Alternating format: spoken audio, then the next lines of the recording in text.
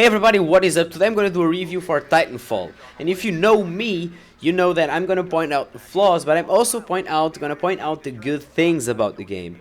But I honestly believe that when we point to bad things, only then those things have a chance to improve and get better. And we all benefit from a more polished product. So you will see constructive criticism throughout this review, but that doesn't necessarily mean that the game is horrible and that you shouldn't buy it, okay? Now that being said, Titanfall was made by Respawn Entertainment. These guys used to be the old Infinity Ward that worked for Activision, and these guys made Modern Warfare 1 and Modern Warfare 2. Now the good thing about this is that Modern Warfare 1 was a fairly innovative game at that time. It completely revolutionized the modern military shooter genre, and it left room for another game called Modern Warfare 2. The problem was that Modern Warfare 2 stripped away the features that you would expect from a PC game. Now, this means that Call of Duty 4, Modern Warfare 1, have lean, and they had a console, you have a server browser, you had public server files, which means that you can host your own servers for free, or you can rent servers from companies. It also had a demo recorder, or a battle recorder if you want to call it that way. It also was mod friendly. You could mod the game and make your own modifications, derp, and you could make your own custom maps and custom models and whatnot. You could customize the field of view. Basically, the game was completely 100% open for the community. And then they did something stupid with Modern Warfare 2 and removed all those features and left you only with the matchmaking.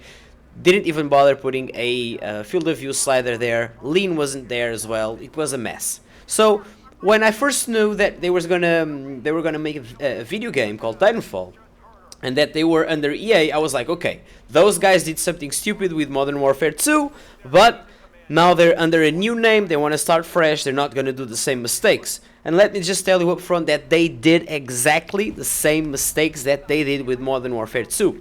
Now don't get me wrong, I'm going to start with the bad stuff. I'm going to leave the good things to the end, alright? But there are a lot of good things to this game.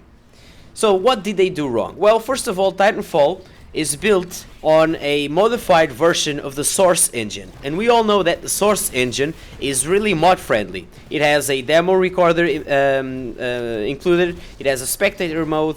It has a server browser. You can rent your own servers. Basically, you can do whatever you want to. You can lower the console and customize literally every aspect of your game.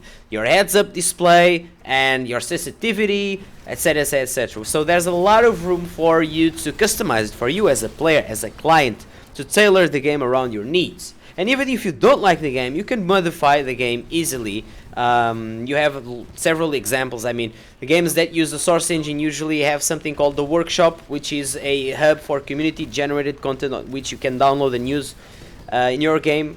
There's no such thing in Titanfall. They completely ignored the community aspect of the game. So, that being said, this game is not community-friendly. Usually, when we talk about PC gaming, for example, we're talking about a community that resolves around a specific server or a specific set of servers with custom rules, etc, etc, etc, that people enjoy and keep going back to. Well, in this case, there is no server browser, there are no rentable servers, and you cannot host your own server. You're stuck with the matchmaking that uses the Azure from Microsoft, which is good. It's a good matchmaking system, because the Azure, if you don't know what it is, it's basically a dedicated server. So players are not hosting, just like happened with Modern Warfare 2. You're not going to have that problem, all right? So it is definitely a good matchmaking system, but the problem is you are stuck with it. There's no going away or around the matchmaking. You can only play if you use it. That is a huge flaw right there. And the matchmaking itself has other problems as well. Now, even though it has a dedicated server, the problem is that sometimes you spend a lot of minutes waiting for the matchmaking to start loading the map.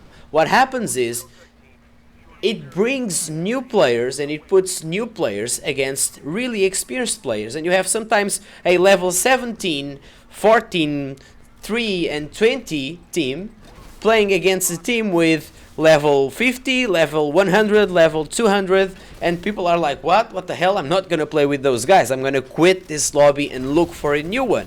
And as people quit, the matchmaking system resets back to 0 and tries to find more opponents, and it keeps bringing new opponents that keep quitting, so you're stuck in this loop. And I was literally like 5 minutes before I was actually playing. And this could easily be avoided with a server browser. So this is definitely something that is hurting the game right now, and that they really need to fix it. Now, another thing with the matchmaking is that I, for one, can't invite friends to my matchmaking. For some reason, I have no idea what's happening, but I cannot invite my Origin friends to my lobby. I can only join their lobby. It's weird, but it's another thing that is really pissing me off. Now, regarding the other thing about features is the single player. The game could have done so much better with the single player. The single player missions are okay, but it basically resolves around attrition and hardpoint, which is basically team deathmatch and conquest small from Battlefield, for example. You only play those 2 game modes, and the game has Last Titan Standing, it has Pilot Hunt, it has Capture the Flag, and you never play and explore those game modes in the single player. And on top of that, you cannot play it on your own. You are forced to play the single player online against other players. So basically the mission you're doing online is the single player.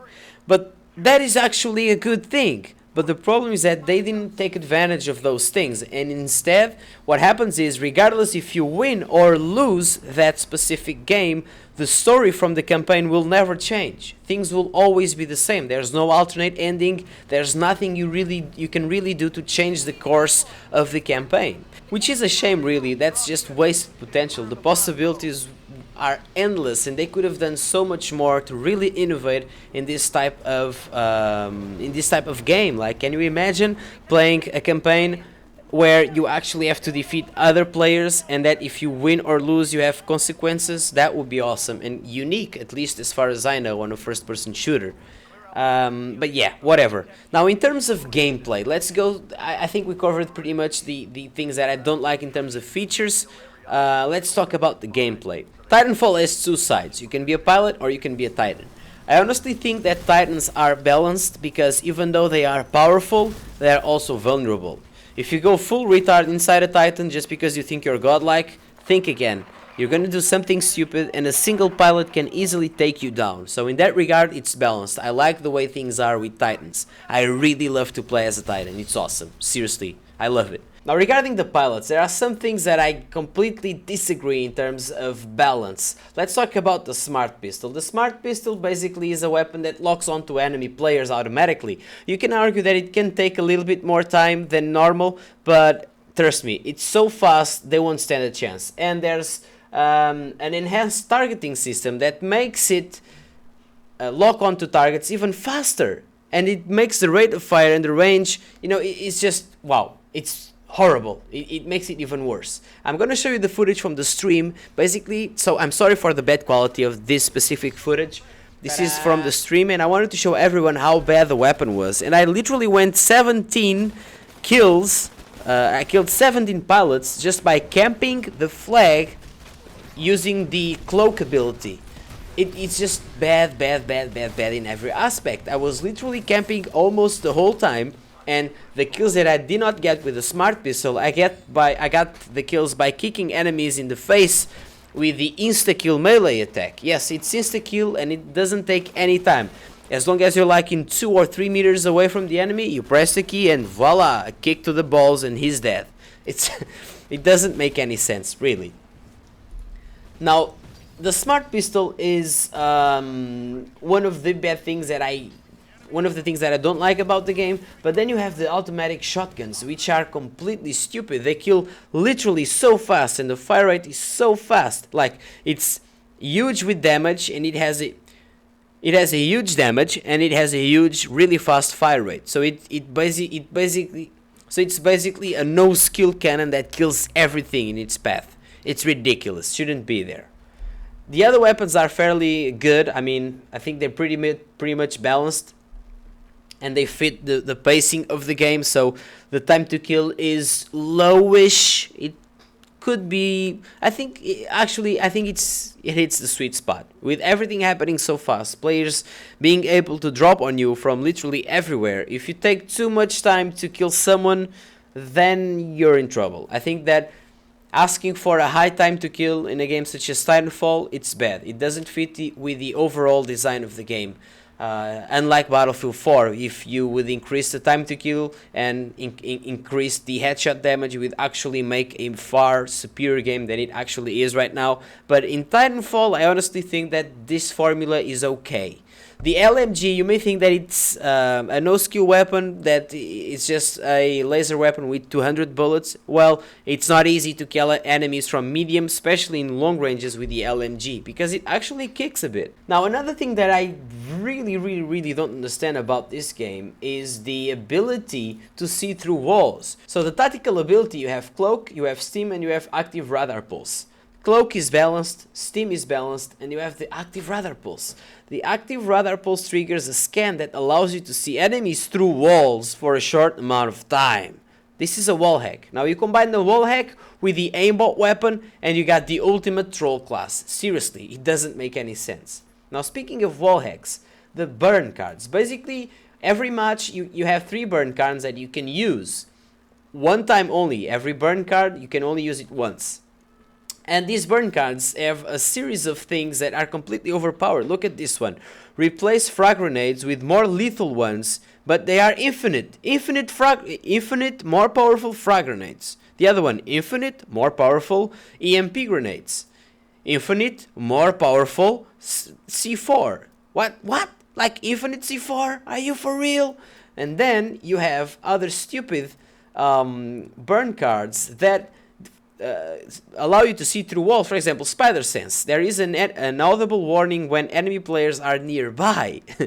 It's ridiculous. Packet Sniffer. You automatically generate active radar pulses periodically, so it means that you will see enemies through walls. Satellite Uplink. Reveal all enemies on the minimap every 10 seconds. Bye stealth. You want to be stealthy? You want to be smart? Nope, my burn card says denied. Now you have map hack, full minimap vision. See, these things are completely random and noob friendly. So you basically have wall hacks and aimbots in the game and infinite grenades. Can you imagine the spam? The other day I used the infinite arc grenades. I was constantly spamming this shit. Man, it was so annoying, even for me. So yeah, the gameplay could be awesome if it wasn't for these small details. So those are basically my only complaints in terms of gameplay. A lot of people complain about the AI, and I honestly think that the AI is not a problem at all, and I'm glad it is there. It fits the game, it has a purpose, and I'm glad it's there. The AI will engage you, but they won't really kill you unless you are really asking for it. They are stupid, and they should be stupid because they do not interfere in the gameplay. You will focus on the pilots, and the battles are mainly fought pilot versus pilot, not pilot versus AI. It really doesn't happen unless you're looking to getting some unlocks or calling down your Titan early, because you can call down your Titan if you reach a specific amount of points, and by killing enemy AI you can get points. Not many points though, but you will still get them. So it's a way for you that even if you're not skilled enough and if you can't kill enemies, even despite the fact that you have an aimbot and a wall hack, you can still kill AI and bring down your Titan. So speaking of things that I think that are good in the game, the level design. The level design is superb. I love how detailed the maps are. I'm not talking about the graphics because, you know, the texture quality could and should be better. But the graphics are okay. I'm not complaining about the graphics at all, seriously. But the level design is really detailed, and there is a lot of verticality added to it, and there are zip lines, and the level design is built in a way that as a pilot you can move around pretty fast from one point to the other. And if you're talented and if you practice enough, seriously, it seems like you're, I don't know, you're in the Matrix or something. It's awesome, seriously. I love moving around the maps, and I still have a long way to go until I master the level design and take the most out of it with my pilot, but still, it is awesome. Another thing that I love are the Titan fights. Whoa, it's so cool and so tactical. If you are a dumbass, you're gonna lose your Titan so fast. And there are plenty of flanking possibilities. You may think that, well, with the Titan you can't move around that much. Well, you can. You can move around and you can flank the enemy, easily flank the enemy in fact, which is really nice. And you can customize your Titans in a way that it really seems like a MOBA game, like League of Legends or Dota, because you can customize your Titan and make it optimized for specific roles. Melee, long range attacks, harassment, support, spammer. Like it's really good. Seriously, I'm not gonna spoil and I'm not gonna say how things are specifically, how can you customize this and that, because if you want I'll do video tutorials for those things, but the depth that the Titans add to the game is awesome. Really, I really like it. The gunplay, like I said, could be better in terms of recoil, etc., but it feels that it fits the actual game itself. The pacing it's on par with the pacing of the game, with the all other elements of the game. So I think at the beginning I was like, these are laser accurate weapons, what the hell, this doesn't require any skill. But it fits Titanfall. I wouldn't change it, for real. Another thing that I do enjoy about the game is the fact that some game modes are so tactical that it completely changes the game around. Like if you're playing Attrition, which is a typical team deathmatch, you play in a specific way. But if you're playing Last Titan Standing, or if you're playing Capture the Flag, things change considerably. The level design allows you to hack specific giant turrets that can help you defeat the enemies. For example, in Capture the Flag, you can hack turrets close to your base to aid you in the defense of your own flag. Now you combine that with the Titan and you activate the AI on your Titan, so you call the Titan down and you let the AI take control of the Titan, so the Titan defends a specific position or it follows you around.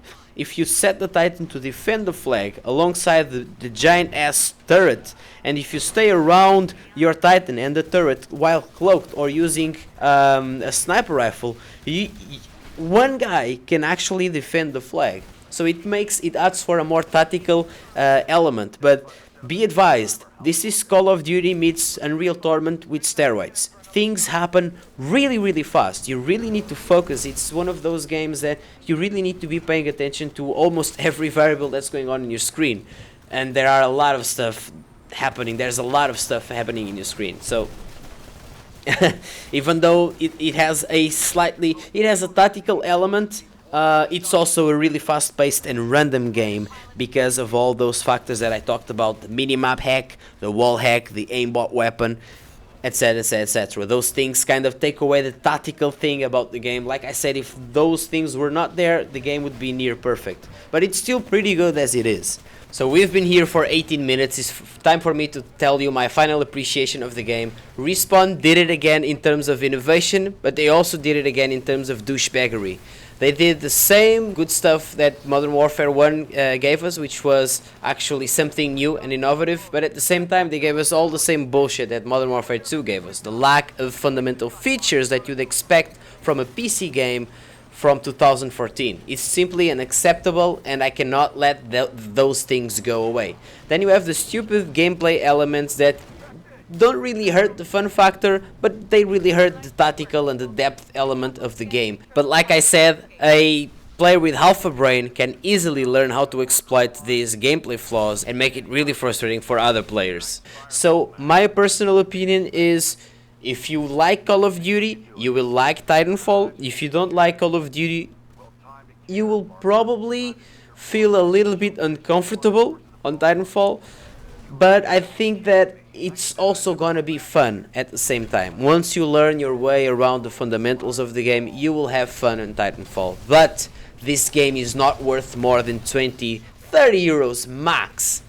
So we have three options here.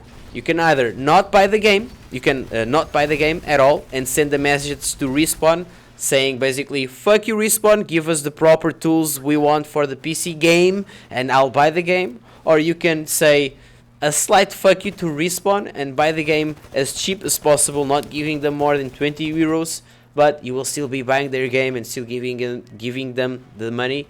Or you can wait for the season pass to be announced the content for the season pass, or to wait for the free DLC that they said that is gonna happen, you can wait and see how things go. If they will add some of those features, like if they add a server browser, a simple thing is adding a server browser in rentable servers, I would say buy this game, buy it, go buy it right now. I would say it. So just wait and see how things go.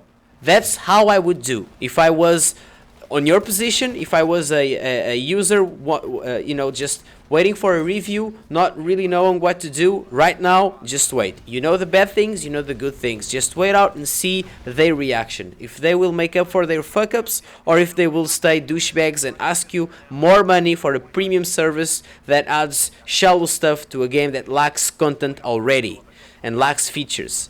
So it's really up to you. It is a fun game, but we cannot allow developers to not give us these fundamental things and still feel okay and have our money. That's my biggest issue with Titanfall, specifically with Respawn Entertainment. So I leave it to you guys. Thanks a lot for watching this review, and I see you soon. Cheers.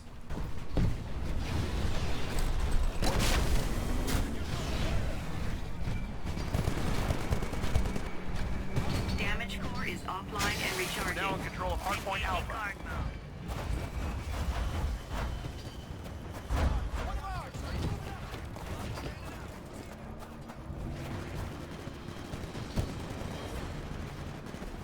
Awesome.